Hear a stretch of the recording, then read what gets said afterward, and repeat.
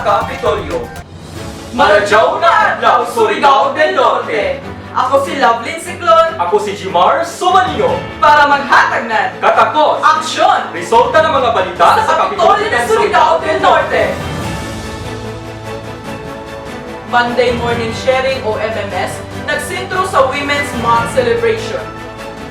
At Lunes, Marso 1, nagsintro ang MMS sa pag-celebrate ng Women's Month na may tema na Buwanan laban sa pandemya, kaya! Sa ini na aktibidades taghisgutan sa guest speaker na si Dr. Rowena L. Salas at mahitungod sa importansya sa katungdanan ng mga kababaihan sa tag-atubang human sa pandemya. Sa ini na aktibidad, tagpasidunggan sab ng provincial government si Dr. Prismar Mocoro isip top 4 sa Diplomate in Family Medicine Certifying Examination. Nagpaabot ng mensahe ang ato Provincial Administrator na si Dr. Sol Matugas para sa pagsuporta sa pagsaulog ng Women's Month sa nagpagdasig sa mga kababaihan sa Provincial Capital. Sa pagpadadon sa pagsaulog sa Women's Month, nagpahigadon ng clean-up drive atong sa 5 adlaw Biyernes. Nagsugod ini ng alas 4 ng hapon. Ini pangunahan ng Provincial Center for Women's Training and Development, Gender and Development Office. Mitambong isab ang chairman ng Women, Gender and Family Development na si Board Member Merna Romarate. Atong pamantiyan ang officer in charge ng GAD Office na si Miss Florian Tan Trinidad para sa ijamin sa Ini na atong programa kuman, isa ini sa mga banner program at pagtanaw sa environment, clean community environment, na diin ato mapakita sa atong mga kaibanan, no? Sa mga tao diri sa Surigao City, na ini City Boulevard, amo ini ang permi katuan ng ato mga lumulupyo sa Surigao. So ato ipakita na ang ato katungod isip mga Surigao nun, isa ang ato paghatag ng kalimpyo sa atong lugar. Kapitolyo ng Siargao, 7 katuig na. Ikapito na anibersaryo ng Kapitolyo ng Siargao, tagsilibra atong pinsa 1 ng buyan ng Marso. Ang ini na selebrasyon tagpangunahan ni Provincial Administrator Dr. Sol F. Matugas, kaiban ang mga empleyado ng Kapitolyo, lakip na ng mga nagkalain-laing ahensya. Ang maong okasyon tagsugdan ng flag raising ceremony, tagsundan ng motorcade sa nagbisa pasalamat ng mga empleyado sa Kapitolyo ng Siargao.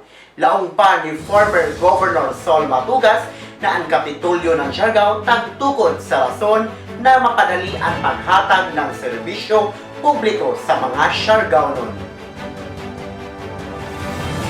tree planting gihimo dito sa Barangay Mati, Surigao City. Tagpangunahan ng Provincial Environment Management Office o PIMO ang tree planting activity niadtong adlaw nga Sabado, Pebrero 27, 2021 dito sa Parang-Parang Watershed Reservoir, Barangay Mati, Surigao City sa tima ng COVID to fight COVID-19. Ini nakalimugan na niudyot sa Executive Order No. 193 expanding the coverage of the National Greening Program o sa polisiya na tagpagawas ng probinsya para sa proteksyon at rehabilitation of critical watersheds in Surigao del Norte. Laong pa ni Governor Lalo Matugas, idya pangusga ng pagprotekta sa watershed ng tipo o probinsya para masustinar ang healthy forest ecosystem. Gipasalamatan ni sabi Governor Lalo si Surigao Prime Water General Manager Benjamin Insomo sa iyang sahad ug pagsalig na makahatag og mga seedlings sa non-saplings na gikan pa mismo sa ilang nursery. Dako ang pasalamat ni PIMO Officer in Charge Attorney Primolito Plaza sa mga participants sa maong tree planting. Mga gipanghatag na mga manok sa Carabao i-inspeksyon. Provincial government nag-inspection sa mga livestock na gipanghatag sa mga lumad o indigenous people o IPs. Ipahigadyo ng inspection sa mga pinuhing manok sa Carabao na gihatag ng Department of Agriculture sa atong mga lumad dito sa Barangay Cantugas, sa Barangay Marayag, sakop sa Mainit, sa Barangay Budlingin, sakop sa Alegria. Mismo ang officer in charge ng Provincial Muslim Affairs and Indigenous Community Office na si Mr. Bobong Yupinya ang mikadto sa lugar sa nagtanaw kung sanay na ba ang mga hinatag na manok sa Carabao. Ato pamatian si Sir Bobong Yupinya. May Provincial Muslim Affairs and Indigenous Community Office, iban sa ako staff, nagtanaw sa mga hadjok na taghatag dito na natong probinsya. Pinaagi sa ato Department of Agriculture, Agriculture Office, sa Veterinary Office regarding ato mga manok na tanhatag sa ng Carabao na tanhatag dito sa ato mga IPs. Dako ang pasalamat ng mga leaders ng ilang mga banwa sa kagamhanan ng Surigao del Norte kay tungod na ini na programa dako gayud ang natabang sa ila pan-adlaw-adlaw na pagkaon sa nagpanginabuhi ng ilang komunidad. Ato pamatian ang pipila ka testimonya ng mga lupad. Ako nagdako na akong pasalamat kang gobernador labi na sa mga Carabao nga gihatag sa amo nga 11 ka buok karon nahimo na siyang iokso. Nga nakadispose namin sa laing pamilya para sa sila po makabenepisyo sa among sa gihatag ni gobernador. Ako nagpasalamat sa gihatag ng mga manok ni Sigutan, ni Gobernador Lala Matugas, ini tabang ka namo para sa among mga panginhanglanon sa panginabuhian namo. Ini ako pagpasalamat sa atong gobyerno nga wala magpasagad sa pagtalantaw sa tribong komunidad nga nakapokus siguro ng mga programa sa atong lagi na sa atong lokal sa provincial government. Serbisyo Caravan naglibot sa probinsya ng Surigao del Norte. Nukadto ang Serbisyo Caravan Team para maghatod na nagkalilaing serbisyo publiko sa Barangay Orbiston do Claver at Pizza 2 sa Barangay Diaz San Francisco at Pizza 4. Katibang ng probinsya ang DSWD, TULI, DILG, TESDA, DTI, PNP, Sanan at AFP sa pagpaabot na nagkalilaing serbisyo sama sa libreng serbisyo medikal sa Nanquintal, libreng turi sa libreng tupid. Nanhatag isab ng mga tambay sa non-food packs para sa atong mga intelligence na non-IPs na naginahanglan ng tabang. Ang kada ahensya nagpanigadyo na information drive bahin sa ilang mga serbisyo. Ato pamatiwong si Assistant Provincial Administrator Ramon Tutinga sa iya pamahayag. Ini na programa kamo ang resulta ng pag-adi-adi ng atong mga men in uniform para masusi kung uno ang problema sa inyong komunidad. Dako, nakatabang at inyong pagtimbayan dapat sa among mga kailangan para maka-istorya ninyo kamo isa makapaabot kung uno ang problema at angay sulpahon sa atong komunidad o sa atong mga sa sityo. At ang inyo ang serbisyo Caravan kuman Marso 9 sa lungsod ng Malimuno, salan sa Marso 11 sa lungsod ng Pakuag. Medicine assistance nagpadadyo. 159 ka mga senior citizens gikan sa Barangay Washington, 162 gikan sa Barangay Tap, sanang 101 gikan sa Barangay San Juan ang nakadawat ng 3,000 ka pisos. Ato pamatian ang mga testimonya ng mga nagpakadawat. Magpasalamat ako sa kanlalo matugas na gihatag namo sa senior citizen. Salamat. Salamat, good lalo, na hinaon pa. Ikaw na ni mo hinabang na dawat na ako. Hinaon pa sa sunod ng mga Katuligan. Uy, ako, makadawat kihapon na kan makapalit yung tambay. Daghang salamat. Magpasalamat ako, Gobernador Matugas, sa inyong hatag na mo na sinabang. Dako kayo naman na ako na makapalit na sa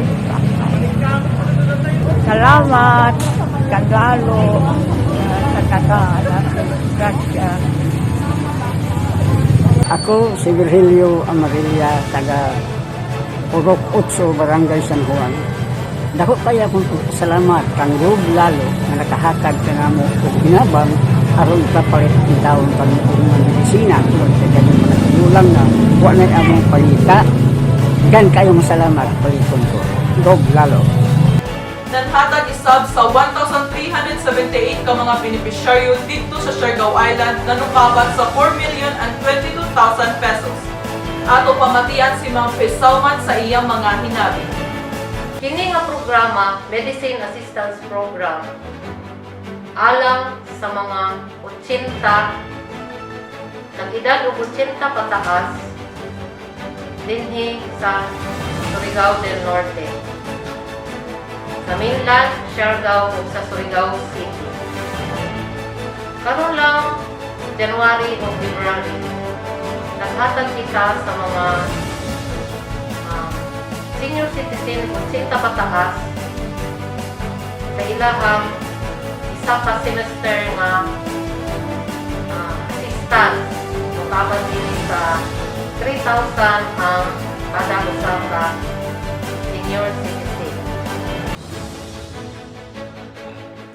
Pundo para sa mga munisipyo, tagpanhatag na. Kuman mahatag ang pundo na nagkandidad na 500,000 pesos sa mga munisipyo sa Distrito 2, taghatag na isab ng Provincial Government of Surigao del Norte para sa mga munisipyo ng Distrito 1. Mismo si Governor Lalo Matugas, inubanan ni Bangtig mo serbisyo kung Bingo Matugas ang nagduhoy sa cheque para sa kalihukan sa mga inisyatiba ng mga munisipyo batok sa COVID-19. Atong pamatian ang testimonyang pasalamat ng pipila ka mga mayor sa Distrito 1 na nagpakadawa. Kami nagpasalamat ng dako sa atong pinangga na Gobernador Lalo Matugas sa mga tagatag niya na cheque para mahidugang namo paggamit para ma-address ang panginahanglanon na nato katawhanan ini panahon ng pandemya sa COVID. Tayo kang Gobernador Francisco Lalo Matugas, kang Congressman Francisco Bingo Matugas, Ugingangman kang former Governor Sol E. Matugas. Nagkakasalamat. Serbisyo ng Provincial Veterinary Office nagpahigajon. Sunod-sunod na serbisyo ang ipaabot ng Provincial Veterinary Office na imamunahan ni Dr. Larshila Lauco sa lain-laing lugar sa probinsya. Launching ng National Rabies Awareness Month sa Claver at Marso 2, pagpahigadyo ng pamakuna sa nang pagpaghimuto sa mga idol sa Socorro at Marso 3. Sa nang pagpahigadyo ng sunod-sunod na serbisyong paghayop sa barangay sa Claver sa nan sa San Benito sa Siargao at Marso 1 hangtod sa Marso 5. Ikaduhang Buntis Day, tagpahigadon sa Surigao City Gymnasium. Gipangunahan ni Maria Rosana Inano ng Provincial Health Office ang ikaduhang Buntis Day sa probinsya. Joy 50 ka mga buntis ang nuintra nagpakadawat ng mga personal hygiene kits. Tag-idukar isab ang mga kapto sa sakto ng pamaagi sa pag-atiman sa ila kaugalingon o health protocols. Apil isab sa ini na programa ang pagkandak ng HIV testing sa non-hepatitis testing sa mga buntis. Ato pamatian ang saysay ng mga partisipante. Hello, good morning. I am Ms. Maylin Domo Mariano. I am 34 years old. I live in Barangay Washington. Nagpasalamat ako na di ako karon sa Buntis Congress. Kaya hamok akong hibawan about sa mga health, sa mga angay likayan. Sana nagpasalamat sa bako kay na libre karon sa mga injections sa HIV sa HPV. My name is Colleen Haji. I'm 20 years old. Nagpasalamat ako na ila ko tag-invite diri na nakatag sila ini na katabang gyapon sila sa ako sa amo mga buntis. Thank you sab na ila kami tagkuan ng dugo sa HIV.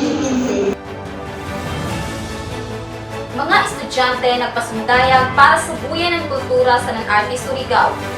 Nagkalain-laing pasundayag gikan sa nagkalain-laing eskwelahan ng ato probinsya, ang atong nasaksihan ni atong Kitchen 2 at Martes para sa buyan ng kultura sa Nang-Arte Surigao. Ini nga okasyon nagpasundayag sa pagkanta, pagbalag sinurigawnon, pagsuyat ng kanta sinurigawnon, pagdiskurso sa nanungdalya na pag-aapilan ng mga kuntisiro.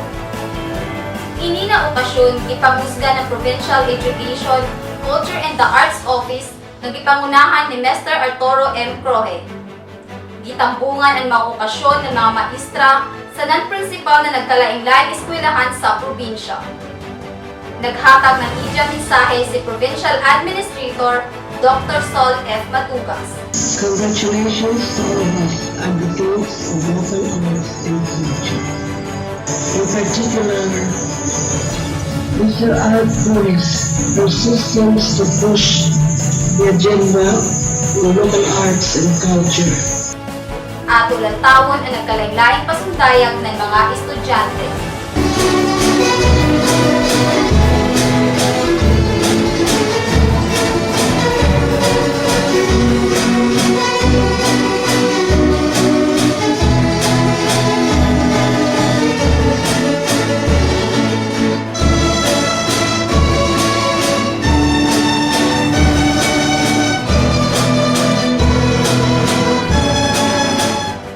Mary Rose Contamina, PIC Correspondent. Mga ambulansya i-turn over sa mga district hospital sa isla ng Siargao. At isa ka ambulansya ang i-turn over mismo ni Governor Lalo Matugas ngadto sa tulong ka munisipyo sa Distrito 1. Ini ang dako na suporta ng probinsya para sa padagyo na paghatag serbisyong medikal sa mga Surigao-non. Ato pamatian ang testimonya pasalamat ng isa sa mga benepisyaryo na si Mayor Fernando Lular ng munisipyo ng Santa Monica.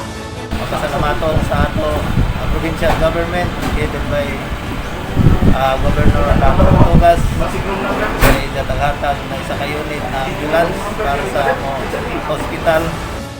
Juven Humawas, Kapitolyo ng Siargao, Correspondent.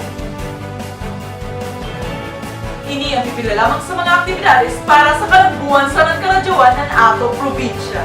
At ang ginaisap sa sunod na semana ang mga labas pa na mga balita sa Kapitolyo.